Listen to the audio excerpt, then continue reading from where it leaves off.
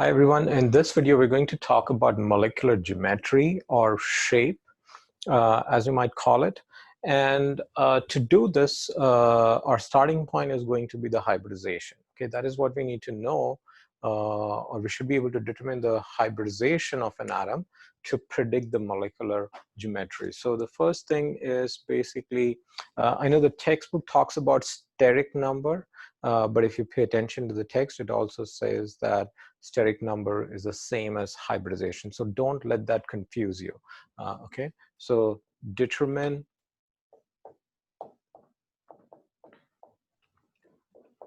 hybridization, which is referred to as steric number in the textbook. And so we'll see how we can use this to predict the shape and what sort of names do we call these shapes, okay? And to start off, what we're going to do is we're going to use some simple molecules. And once you understand these molecules, you should be able to apply these to bigger molecules. So let's look at methane,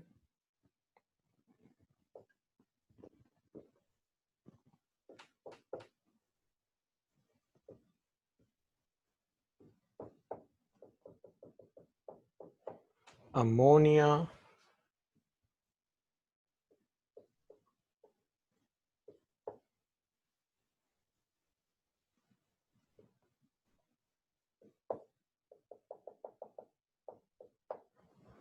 and water.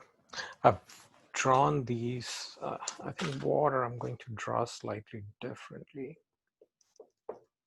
Let's just draw water like that.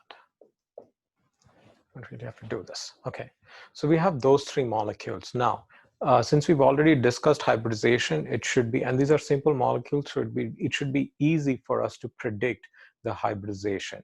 So while I write this down, you can go ahead and look at these and try to predict the hybridization of each of these atoms, okay, the central atom in these molecules, the carbon, nitrogen, and oxygen.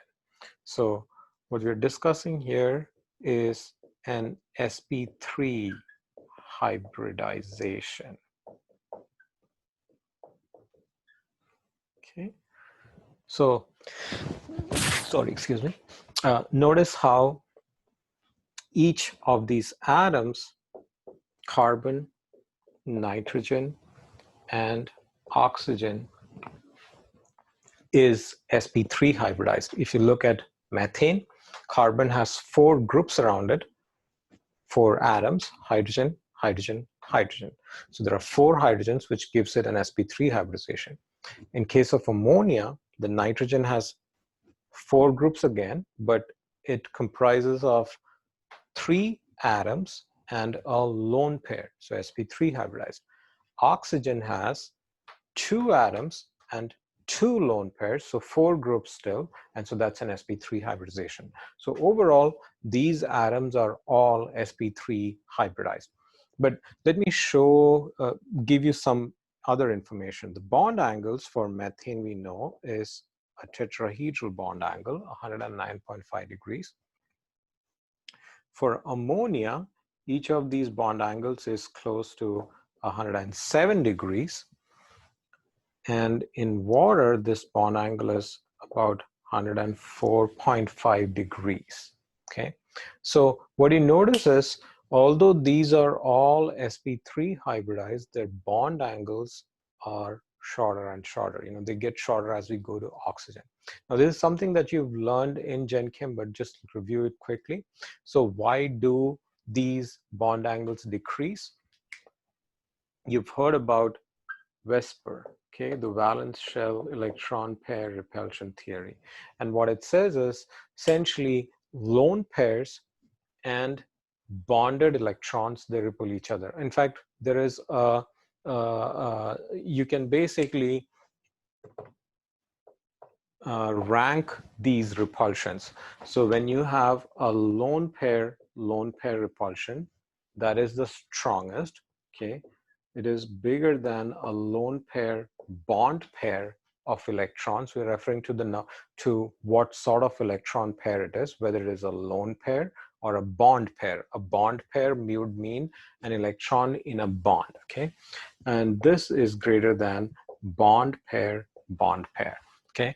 So now based on that, when we look at methane, methane has only bond pair of electrons. There are 4 bonded pairs of electrons.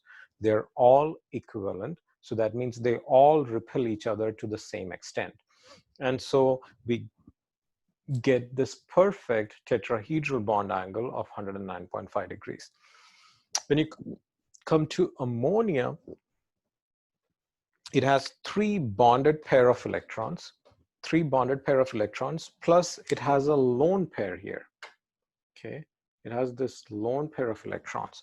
So that lone pair is going to repel all these bonded pair of electrons. And so it will basically squish them down, okay? And so that results in a smaller bond angle, 107 degrees, because of the repulsion between the lone pair and the bonded pair of electrons. Finally, in water, you have 2 lone pairs, and these would repel each other the strongest, okay? They want to stay as far apart from each other as possible. So they're going to repel each other the most, and they are going to push down on the bonded pair of electrons here, and so that pushes or squishes down that bond angle further, okay? Just basically squeezes them down. So we come to a much smaller bond angle. So that sort of explains the bond angles here. Now, in terms of shape, what would we call these shapes? They're all sp3 hybridized around these central atoms, but we don't call all of them tetrahedral, okay? When you have 4 atoms around a central atom, so 4 atoms, we call it tetrahedral,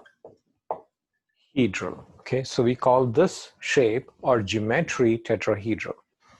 When you have 3 atoms and 1 lone pair, so when you have 1 lone pair, we call this shape pyramidal, okay?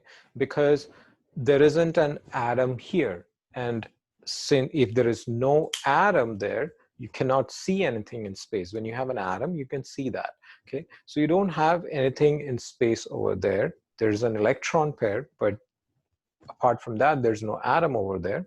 So the rest of this basically looks like pyramid. So we call it a pyramidal shape. And similarly for water, the 2 lone pairs are sort of invisible in space. We have the 2 atoms to hydrogen. So when we have 2 lone pairs, then the shape is called a bent geometry. So we just say it's a bent geometry, okay? So those are the 3 shapes that are possible when you have an sp3 hybridization. Let's see what happens when we have an sp2 hybridization, okay?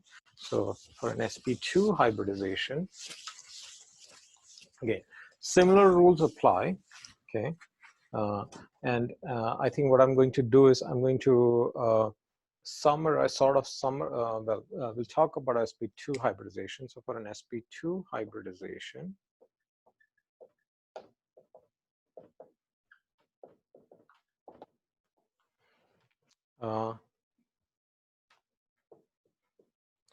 let's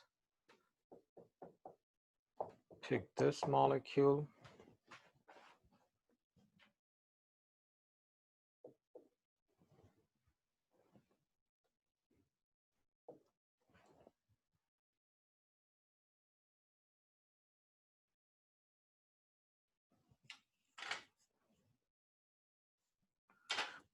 Yeah, so let's pick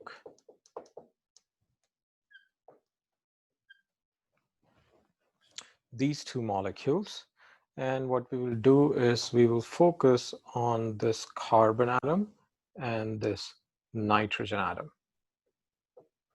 So lone pair over there, okay? So as you can notice, this carbon has 3 groups around it, carbon, carbon, and the oxygen. there is no lone pair around it. There's a pi bond, but that doesn't count. So this carbon is sp2 hybridized. This nitrogen has 3 groups around it. Okay.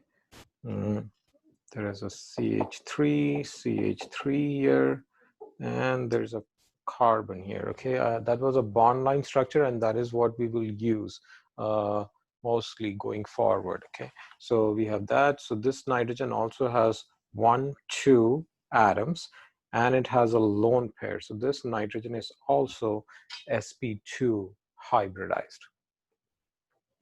Okay, so this carbon is sp2 hybridized, that nitrogen is also sp2 hybridized.